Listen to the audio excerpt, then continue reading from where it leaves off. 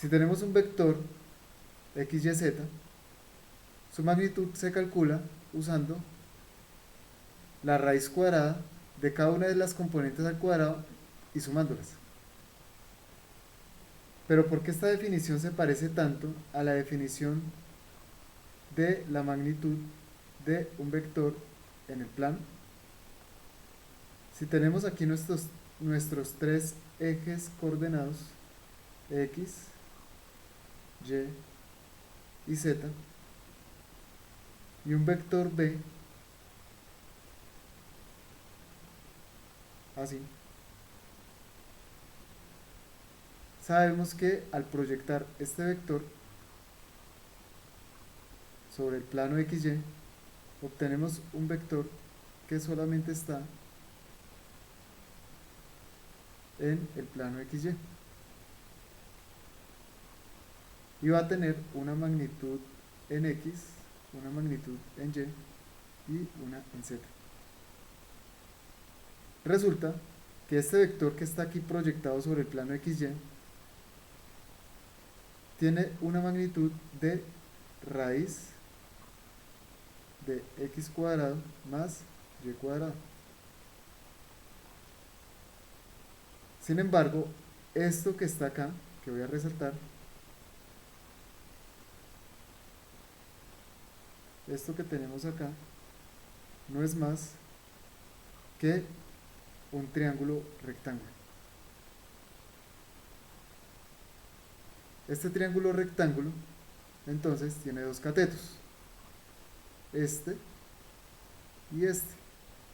Y este de acá, esta línea de acá, es la hipotenusa, que es la misma magnitud del vector.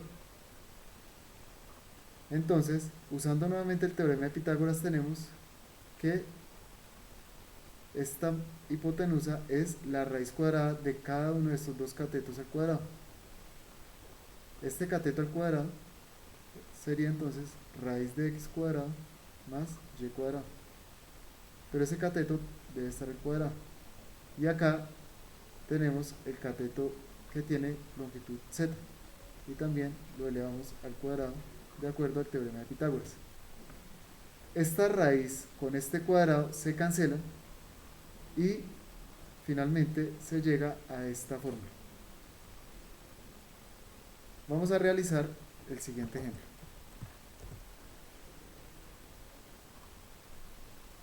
Calcule la magnitud del vector 1,3, menos 2.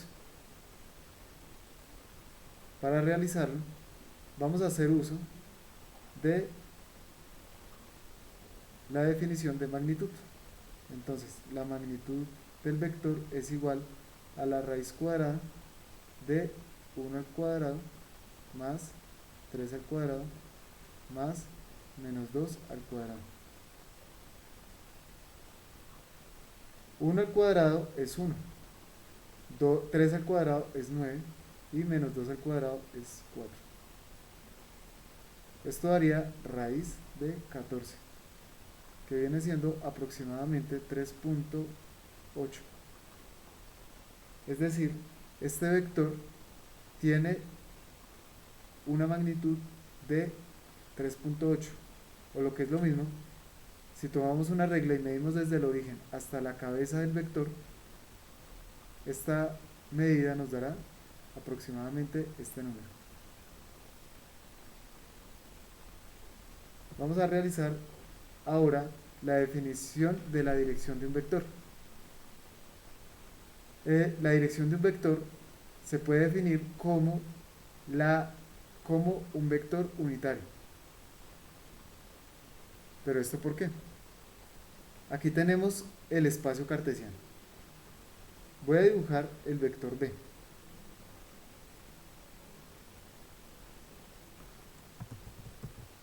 Así. Nuevamente así. Perfecto. Este vector B va a tener cierta magnitud. Supongamos que tiene una magnitud de 1, 2, 3 y 4 unidades. Si yo tomo este vector y lo divido en esa magnitud, que está repartida en pedazos iguales, voy a apenas obtener una unidad. Es decir, voy a obtener este vector. Este vector es denominado el vector unitario. Y esta gorrita que está aquí encima representa precisamente que es unitario. Sin embargo, si yo proyecto nuevamente este vector sobre el plano XY, voy a obtener este otro vector.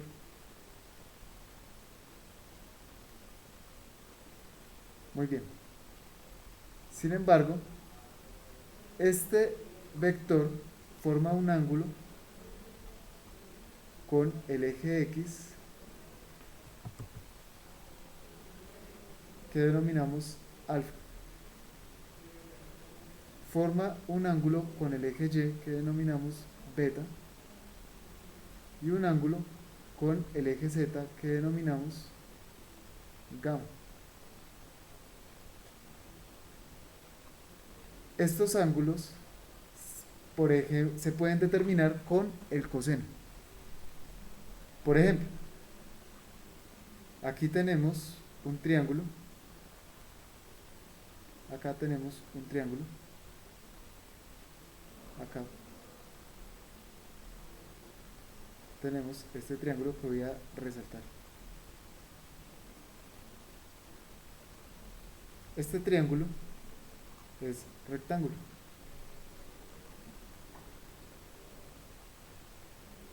Y como este cateto es adyacente a este ángulo, este cateto, y esta es la hipotenusa de ese triángulo, entonces tenemos que el coseno de beta es igual a y sobre la magnitud del vector. De la misma manera podemos hacer lo mismo para el ángulo alfa y el ángulo gamma, quedando finalmente lo que denominamos cosenos directores. Aquí está el caso para beta.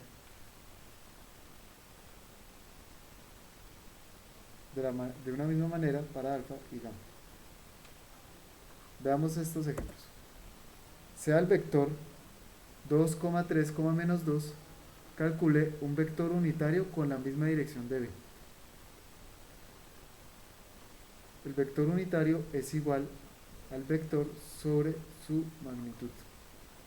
En este caso, el vector es 2, 3, menos 2. Y su magnitud es la raíz cuadrada de cada una de las componentes elevadas al cuadrado y sumándose.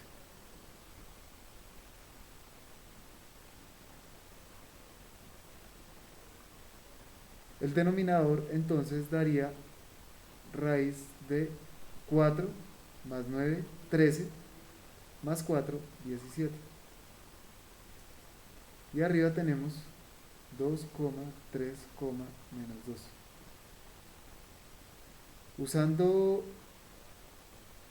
Usando la operación multiplicación por escalar, llegamos finalmente a este resultado. 2 sobre raíz de 17, 3 sobre raíz de 17 y menos 2 sobre raíz de 17.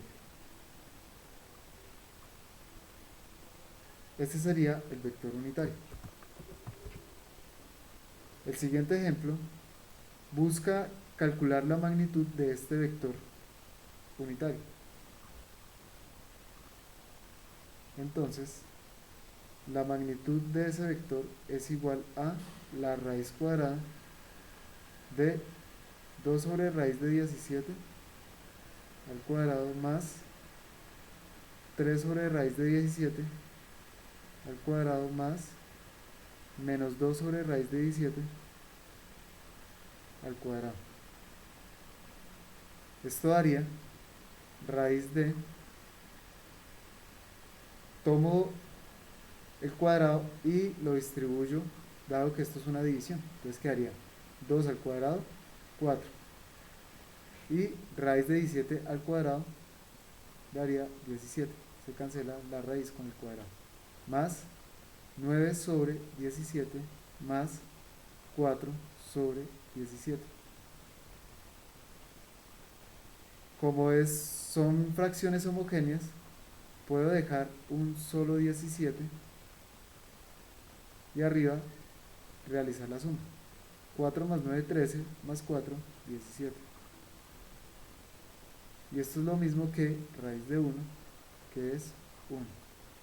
Entonces, llegamos a que la magnitud de este vector es 1, como debía ser, ya que este vector se calculó usando esta fórmula, que es precisamente la fórmula del vector unitario. Vamos a realizar ahora el siguiente ejemplo.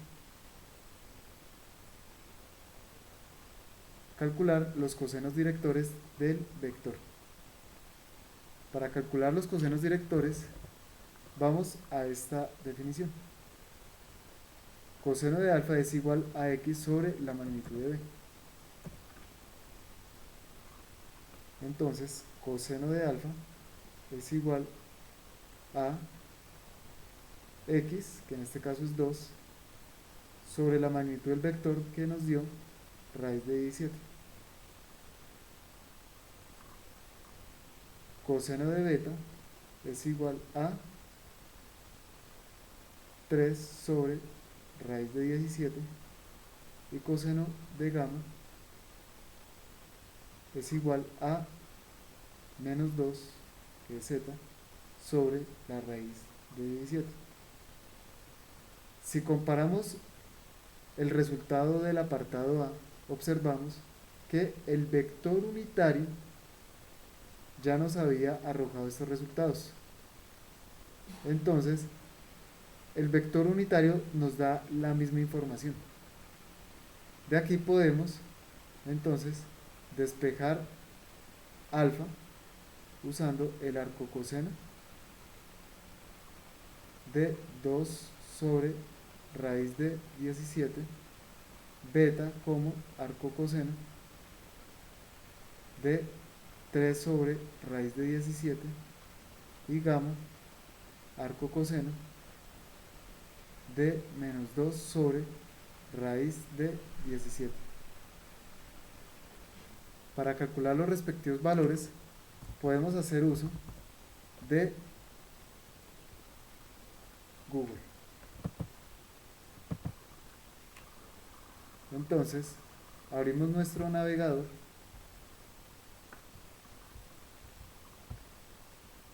Está un poco grande el navegador, lo estoy acortando. Muy bien. Y escribimos arco coseno de 2 sobre la raíz cuadrada de 17 y lo dejamos en grados. Esto nos daría 61 grados aproximadamente. Lo mismo para beta, y nos da 43 grados aproximadamente. Y para gamma tenemos menos 2 sobre raíz de 17, 119 grados. Esto quiere decir que si tenemos acá nuestros tres ejes z, x, perdón, y x, y z, y el vector b, que es igual a 2 en x, voy a hacer entonces aquí las unidades 1, 2, 1, 2, 3, y en z tenemos menos 1 y menos 2. Entonces tenemos primero, recordemos, primero graficamos el vector 2,30, entonces 2 en x, 3 en y, nos daría este vector temporal. Pero para darle la altura, en este caso estaríamos dando es una altura negativa. Lanzamos un vector paralelo acá a -2. En -2 lanzamos un vector paralelo a este temporal y lo cruzamos con esta línea paralela al eje Z, quedando finalmente este vector.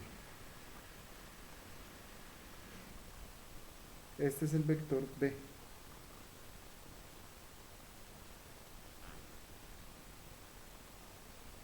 Los ángulos que hemos hallado son los siguientes. Alfa es el ángulo que hay entre el vector y el eje X, que está acá. Beta es el vector que tenemos entre el vector y el eje Y, o sea que acá hay 43 grados.